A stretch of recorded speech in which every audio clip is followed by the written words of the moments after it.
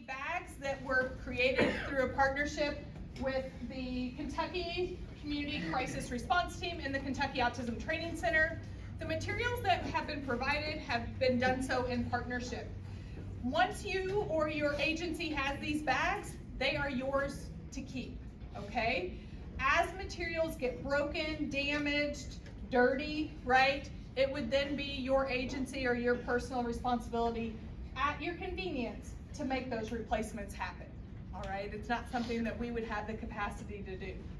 So within the bags, I want to share with you a little bit about what's in them.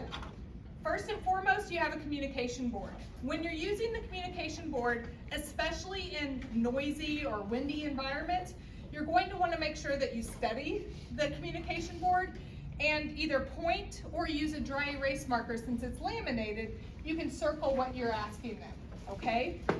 If you use a dry erase marker, you'll just want to make sure that you wipe it off with a tissue.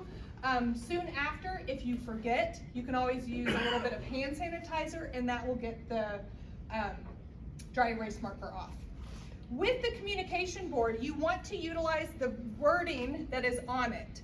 So for example, this says, "Where do you live?"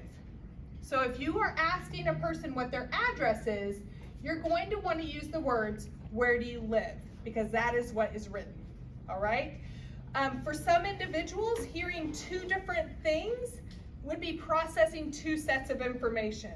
Where some individuals can immediately hear that information and know that it's the same question, other individuals, it'll slow down their response time. So use the language that is listed on the communication board. If you're using this communication board or another one that you find or that you access from our website, if there's language on there that does not make sense for your community, use a small piece of paper, use some whiteout, do what you need to do to put the language that would make more sense for your community, okay? So the communication board.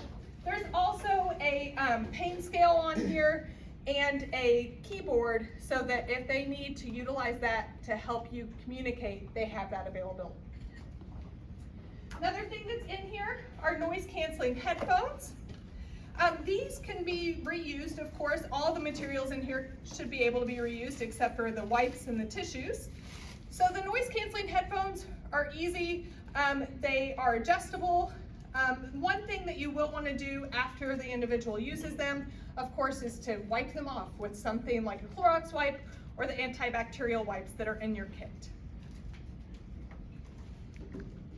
So we'll show those next. These are just antibacterial wet wipes. We also have tissues.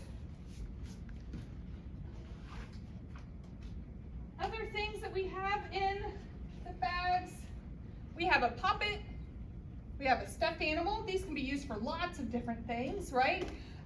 You will notice that it's super soft, but it's also weighted and has a little bit of texture towards the bottom end of the stuffed animal. You should also find in your kit a marble mesh.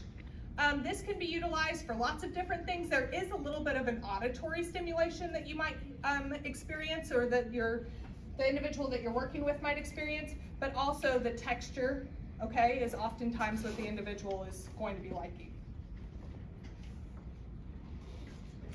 Also have sunglasses. Sometimes autistic individuals will have a challenging time with flashing lights, bright lights, and things like that. Also, they could be used just as a distraction, right? So that if the individual is struggling in some way, shape, or form, you know, sometimes just having a distraction of something new that they could utilize could be helpful. So we've got some sunglasses.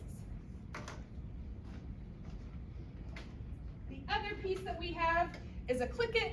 Again, this is just a fidget toy. It could be used for lots of different things for individuals that like the auditory piece. It could also be used for the visual, to watch it. It could also be used just for the texture, you know, of the different devices, okay? So one of the big things with these is that things will get broken, things will become loved, all right?